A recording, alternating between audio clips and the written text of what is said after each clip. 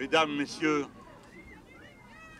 je me présente devant vous entouré de la délégation des parlementaires français insoumis qui témoignent devant vous qu'il y a aussi cette voix de la France, jointe aux vôtres, qui à cet instant se laisse pénétrer par l'horreur de ce que la conscience leur suggère. À cet instant, des femmes, des hommes, des enfants, des familles par milliers, centaines de milliers vivent sous les bombes, le massacre, les cris, la frayeur. Et de cet enfer monte la clameur du peuple, la nôtre. Nous ne savons pas, mesdames, messieurs, ce que notre rassemblement apportera au seul cri que nous voulons pousser à cet instant. Cessez le feu, cessez le massacre, arrêtez de tuer, arrêtez.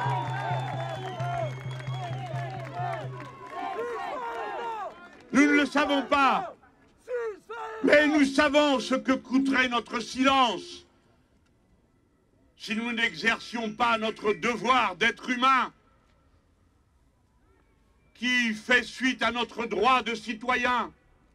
Notre devoir est de protester, de hurler, de protester, d'exiger. Cessez le feu! Cessez le feu!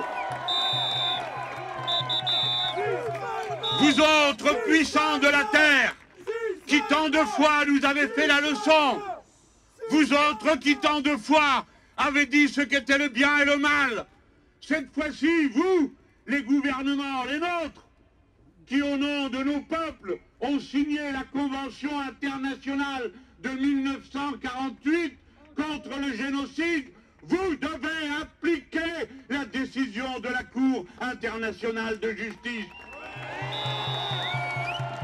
Vous devez cesser de livrer des armes. Vous devez cesser d'aider de quelque manière que ce soit les meurtres qui ont lieu.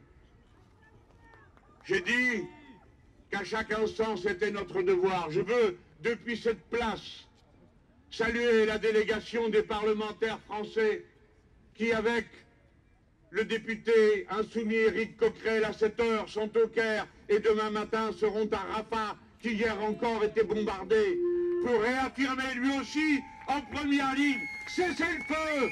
Cessez le feu! Cessez le feu!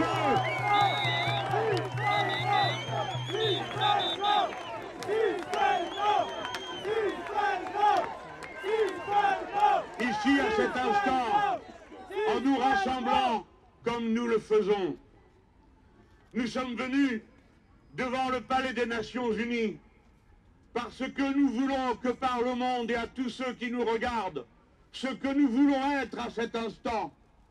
Nous voulons être d'abord et avant tout, à l'heure où pour la planète a sonné l'heure de son plus grand défi, qui est le changement climatique.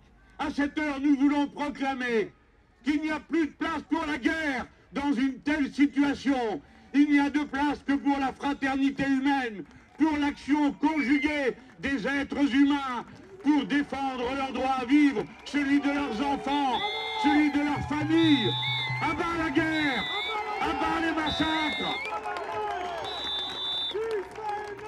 Nous voulons dire que nous sommes le peuple humain et que dans ce peuple humain, organisé aujourd'hui en nation, le peuple palestinien constitue la nation palestinienne et elle a le droit de vivre car personne jamais n'en viendra à bout. C'est à vous, l'opinion en Israël aussi, que nous voulons adresser un message. Ici, personne ne souhaite la mort de personne. Ici, nous vous disons, vous aussi, vous avez des familles. Vous aussi, vous chérissez vos enfants. Vous aussi, vous souhaitez qu'en toutes circonstances, ils prennent leur part du bonheur que le soleil qui se lève sur la planète chaque matin pourrait donner à chaque être humain. Alors, nous saluons ceux d'entre vous qui ont le courage de refuser qu'en leur nom soient commis ces crimes. Merci aux associations qui se sont jointes à l'appel du député insoumis Jean-François Coulombe, qui a permis qu'ait lieu ce rassemblement aujourd'hui.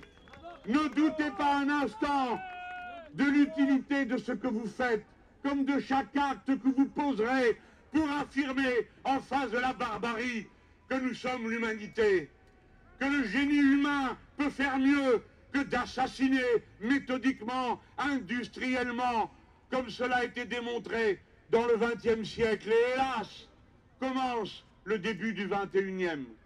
Car cette guerre abominable n'en est pas une. Le tribunal de la Haye a dit ce qu'elle est. C'est un génocide qui est engagé contre les malheureux Palestiniens, parce que le génocide n'est pas une accusation morale, c'est un crime qui est défini par des actes. Et sur 5 actes qui décrivent le génocide, la Cour de la Haye, composée de juges de toutes les nations, inclut un juge de l'Afrique du Sud, partie plaignante, et un juge d'Israël, partie citée. Alors, dans ce grand moment d'humanité qu'est la justice, quand elle surgit en face des barbares qui massacrent, alors à ce moment-là a été dit que sur 5 de ces mesures qui définissent le crime de génocide, 4 étaient avérées, si bien que le risque génocidaire est avéré. Bien sûr, la Cour se prononcera plus tard, mais dès maintenant, elle enjoint à tous ceux qui ont signé, vous autres les puissants, vous autres qui gouvernez, dont les nations ont signé la Convention, respectez votre parole, respectez votre signature, cessez de fournir des armes, envoyez de l'aide humanitaire, réactivez les hôpitaux, arrêtez le massacre.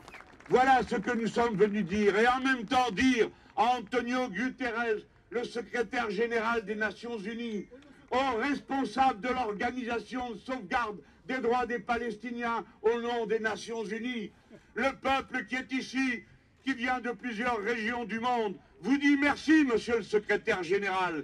Vous avez été insulté de toutes les manières, mais vous nous avez représentés, nous tous, le peuple humain, quand vous avez demandé que cesse le massacre.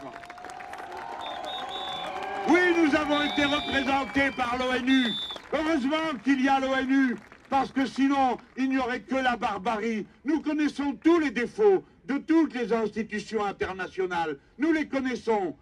Mais il faut que dans cette nuit s'éveille la clameur qui vient du peuple, la nôtre et celle des droits qu'incarne l'ONU. À vous tous, courage, et jusqu'au dernier instant, rappelez-vous que c'est contre un martyr que vous agissez, contre un crime imprescriptible, et qu'un jour ou l'autre, d'une manière ou d'une autre, les châtiments qui viendront par la voie universelle non seulement puniront les coupables, mais menaceront ceux qui, dans l'avenir, voudraient avoir le même type de méthode pour se débarrasser des problèmes auxquels ils ont affaire. Car ne perdons pas de vue un seul instant qu'en ce jour même, il y a 75% des nations qui ont un différend frontalier avec leurs voisins. Et que sur ce total, 25% en sont déjà venus aux armes.